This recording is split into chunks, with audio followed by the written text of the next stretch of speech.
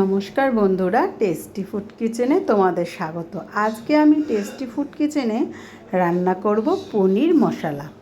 তো সবজি দিয়ে পনির মশলা করব, কিভাবে করছি সেই রেসিপিটাই তোমাদের শেয়ার করলাম। আর সবথেকে বড় কথা বন্ধুরা, আজকের রেসিপিটা কিন্তু পুরো আমার মেয়ে দুষ্টু রান্না করেছে।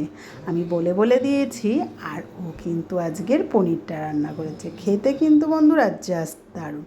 আমার রেসিপিটা ভালো লাগলে অতি অবশ্যই একবার ট্রাই করো, আর আমাকে কমেন্টে জানিও তোমাদের কেমন লাগলো আমার রেসিপিটা। দেখো, আমি প্রথমেই পনিরগুলোকে এরকম চৌকো চৌকো করে কেটে নিয়েছি। এখানে 700 গ্রাম মতো পনির আছে।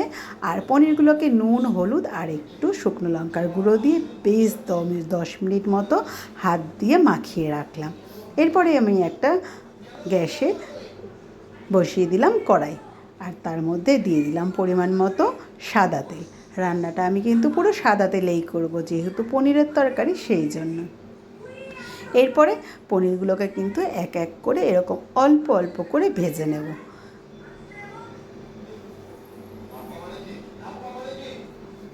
আর পনির খুব বেশি তো ভাজা যাবে না বন্ধুরা, পনির কিন্তু একটু হালকাই ভাজতে হয়, তাহলে কিন্তু পনিরের যে একটা সফট ভাব সেটা থেকে যায়।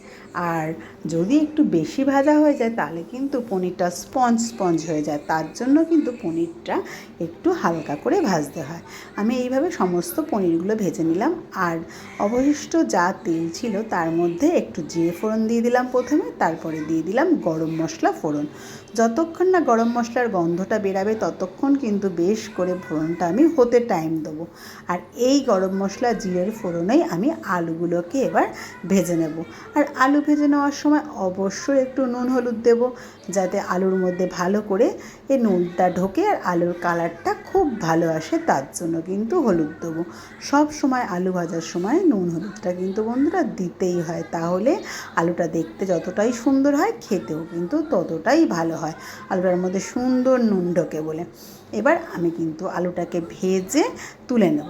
আর এদিকে আমি একটা মশলা তৈরি করেছি, এর মধ্যে জিরে, টমেটো আর লঙ্কা দিয়েছি, একটু চালমগজ আর ভাঙা কাজু, আর দিয়েছি 2 চামচ মতো পোস্ত দিয়ে একটা সুন্দর স্মুথ পেস্ট করে নিয়েছি। আর দেখতেই পাচ্ছ পেস্টটা কিন্তু খুব স্মুথ হয়েছে। এবার আমার আলু ভাজাটা হয়ে গেলে সেই কড়াইয়ের মধ্যে আর একটু পরিমাণে তেল দিয়েছি, 2 চামচ মতো দিয়ে আমি আমার তৈরি করে রাখা মশলাটা দিয়ে দিলাম।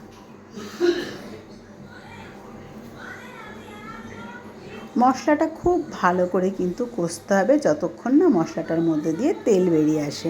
এবার আমি এর মধ্যে পরিমাণ মতো দিয়ে দিলাম লবণ, পরিমাণ মতো দিয়ে দিলাম হলুদ, আর দিলাম 2 চামচ মতো জিরের গুঁড়ো। আর একটু স্বাদটাকে ব্যালেন্স করার জন্য আমি দিয়ে দেবো এর মধ্যে 2 চামচ চিনি। যেহেতু নিরামিষ তরকারি আর পনিরের তরকারি চিনি একটু না দিলে বন্ধুরা খেতে টেস্ট হয় না, তার জন্য কিন্তু আমি এই রেসিপিটার মধ্যে চিনি কিন্তু ব্যবহার করি। পনিরের কোনো রেসিপি করলে কিন্তু তার মধ্যে একটু চিনি দিই। আর এবার দেখো, সবুজ আর লাল রঙের ক্যাপসিকাম চৌকো চৌকো করে কেটে রেখেছিলাম, সেই কেটে রাখা ক্যাপসিকামগুলো আমি মশলার মধ্যে দিয়ে দিলাম। একসাথে এবার মশলা আর ক্যাপসিকাম একসাথে কিন্তু কষতে থাকলাম। বেশ ভালো করে কিন্তু মশলা আর ক্যাপসিকামটা কষা হয়ে গেলে ভেজে রাখা আলুটা এবার আমি এর মধ্যে দিয়ে দেব।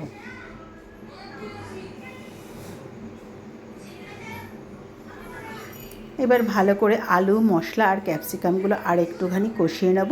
আর তারপরে দিয়ে দেবো পরিমাণ মতো জল। খুব বেশি একটা ঝোল হবে না, একটু গ্রেভি গ্রেভি হবে, তবেই রেসিপিটা খেতে খুব ভালো টেস্ট হবে। তার জন্য আমি পরিমাণ মতো এখানে জল দিয়ে দেব।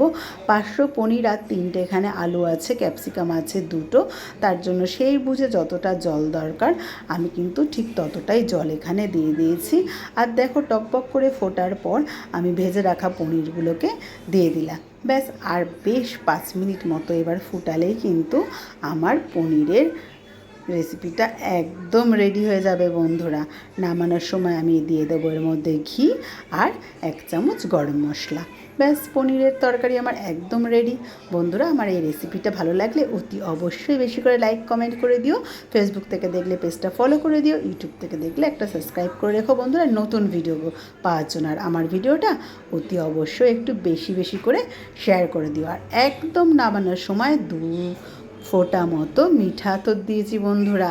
এই মিঠা আতর দেওয়াটাতে কিন্তু সেন্টটা খুব সুন্দর হবে আর খেতেও হবে দারুণ।